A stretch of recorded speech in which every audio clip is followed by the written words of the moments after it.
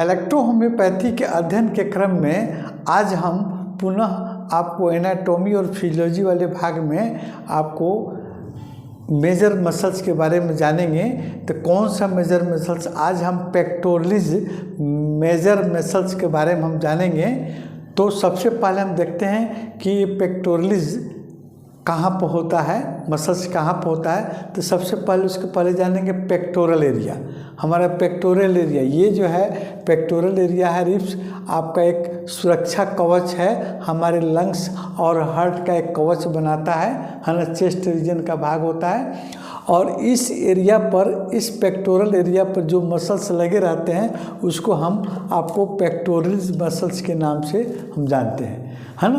तो ये pectoralis muscles जो है आपको चेस्ट यानी ब्रेस्ट के निचले वाले पर्सन पर लगे रहते हैं। इसमें आपको 4 तरह की आपको मसल्स होते हैं, लेकिन 2 मेजर मसल्स हैं, जैसे एक तो पेक्टोरलिस मेजर मसल्स और पेक्टोरलिस माइनर मसल्स, है ना। तो पेक्टोरल मेजर मसल्स के बारे में हम देखते हैं, ये कहाँ पर होते हैं, कैसे लोकेट होते हैं, है ना। पेक्टोरल मेजर मसल्स जो है आप इस एरिया को कवर करता है। एक चौड़ी जो है आपको पंखे के आकार की आपको मसल्स होता है, और ये रिब्स वाले भाग से, रिब्स के ऊपर, है ना, एस्टर्नम वाले भाग से जुड़ा रहता है दोनों साइड में, और फिर इधर आपको ह्यूमरस बोन से जुड़ा रहता है। इसके अलावा ऊपर वाला क्लेविकल एरिया जो है हमारा कॉलर बोन के एरिया से आपको ये पेक्टोरलिस मेजर मसल्स जुड़ा रहता है। कहाँ से, हमारे ह्यूमरस एरिया, आपको क्लेविकल एरिया, और फिर एस्टर्नम से जुड़कर एक बड़ा मेजर मसल्स बनाता है। रिब्स नंबर 2 से लेकर, है ना, और 6 तक इसके एरिया को कवर करता है ना। कुछ एरिया इसके एब्डोमेन एरिया कवर भी आपको कवर करता है ना। और इसके जस्ट नीचे आपको होता है पेक्टोरलिस आपको माइनर मसल्स, है ना। ऊपर वाला होगा पेक्टोरलिस मेजर मसल्स और नीचे वाला पेक्टोरलिस माइनर मसल्स। ये पेक्टोरलिस माइनर मसल्स जो है आपको क्या होता है, जैसे ये आपको ठीक मेजर मसल्स के नीचे होता है, और ये स्केपुला से जुड़ा रहता है, ये पीछे वाला स्केपुला से जुड़ा रहता है, पीछे वाला भाग, है ना।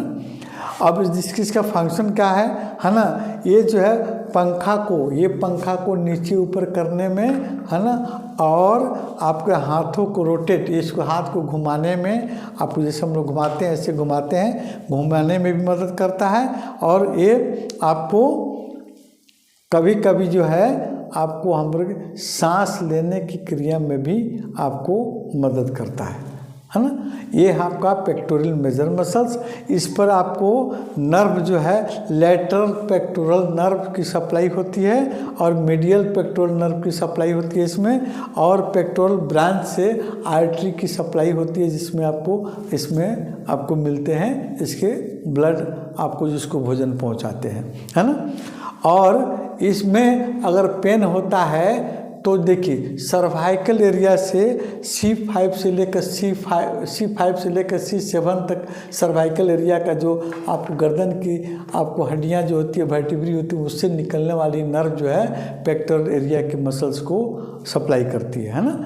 और डॉक्टर मैटी साहब के अनुसार आपको, और डिस्ले और चेराजी ने आपको किया था पॉइंट नंबर 9, है ना। ये पॉइंट नंबर 9 जो है आपको अब वो भी नर्व जो है, नर्व सप्लाई पॉइंट नंबर 9 जो है, यहाँ पर भी अगर हम इलेक्ट्रिसिटी का प्रयोग करते हैं लॉ ऑफ पोलैरिटी के अनुसार, तो मसल्स का भी पेन दूर होगा, साथ साथ में लंग्स का भी आपको भी बीमारी होगी उस पर भी कंट्रोल होगा।